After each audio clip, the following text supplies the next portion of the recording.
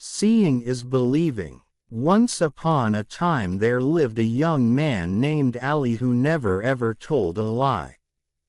Everyone had heard of Ali, even those who lived in other villages and cities far and wide.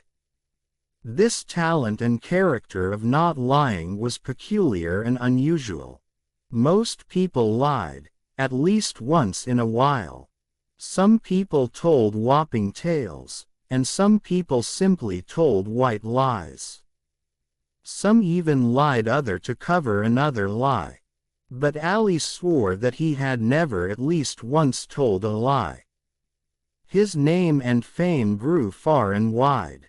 When the king learned of Ali's boast, he wished to see him. Of course he ordered his servants to bring Ali to the palace. "It is impossible that there is a man who has never lied," the king said. When Ali appeared before him, the king looked him up and down, and he saw only an ordinary man. He had no star or tiara upon his forehead. He did not have a faraway look in his eyes. He did not appear to be particularly special or different in any way. After the king had studied him thoroughly, he said, "Is it true what they say about you?"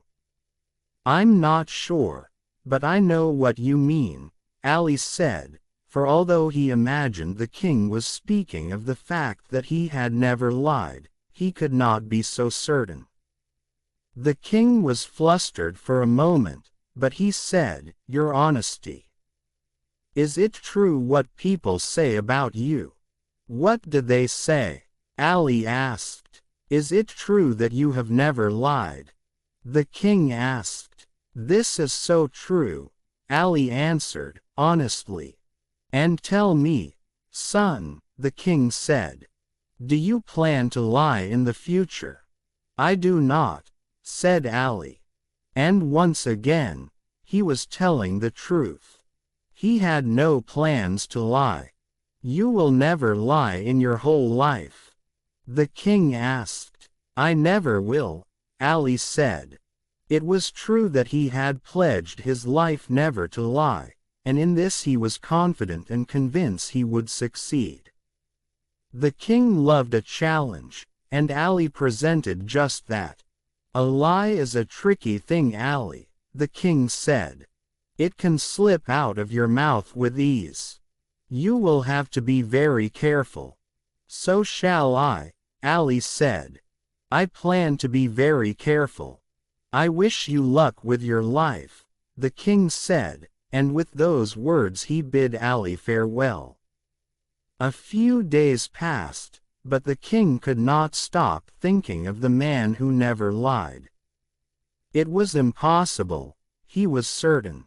He was sure he could trick Ali into a lie, and so he thought for a long time and called Ali back again to the palace.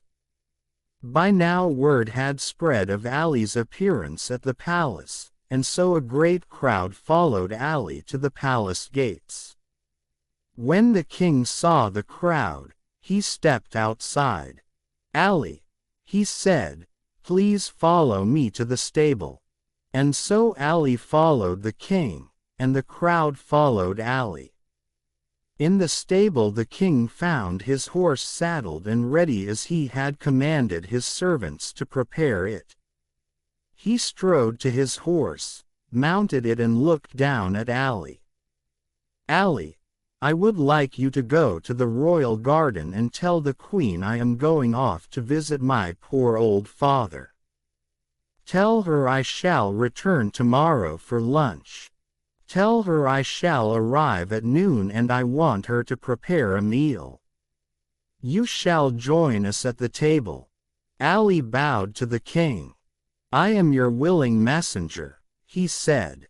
"Off with you then," the king said, and so Ali set off for the garden, leaving the king and the crowd behind. As soon as Ali was out of sight, the king dismounted and burst out laughing. "I shall not go visiting anyone today," he announced to all who had gathered. Soon Ali will tell a lie to the queen. He will tell her I have gone to see my poor father, but as you all are my witnesses, I am standing here and shall not leave the palace. Tomorrow at lunch we shall prove that Ali has indeed told a lie."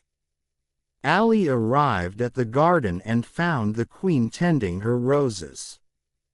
Ali bowed and said, "Your Highness, the king asked me to tell you he has gone to visit his poor father. He has asked me to tell you he shall return tomorrow. If you wish, Your Highness, you may prepare a meal for noon. But if you may wish not to, it's up to you. The king may return tomorrow, but he may not." The queen stared at Ali, perplexed. "Explain yourself, young man," she said impatiently. "Will the king be here tomorrow or won't he? Do not bother me with your riddles." "These are no riddles," Ali answered, honestly. "In truth, I cannot say. I saw the king mount his horse, and he said he was going to see his father. But he may not have done so. He may return tomorrow, or he may not. I cannot tell you with any certainty." The queen was impressed with the young man's honesty, though she did not know what would happen. She understood that she must simply be patient and just wait and watch, just as Ali must. The next day everyone in the village followed the king as he walked to the garden where, once again, the queen was tending her roses. "Gorgeous queen," the king called when he saw her. "The young man who people say never lies told you a lie yesterday." The crowd let up a cheer, and the king laughed heartily. "And what was that lie?" asked the queen. "He told you I went to see my father and that I would return today," the king replied. The queen shook her head. "No," she said, "he only and truly repeated your words, but told me only what he knew to be true, dear husband."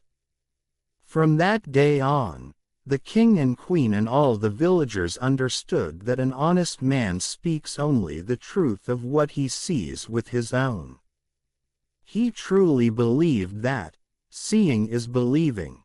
If you like the story, please do like, share and subscribe. Thank you for listening.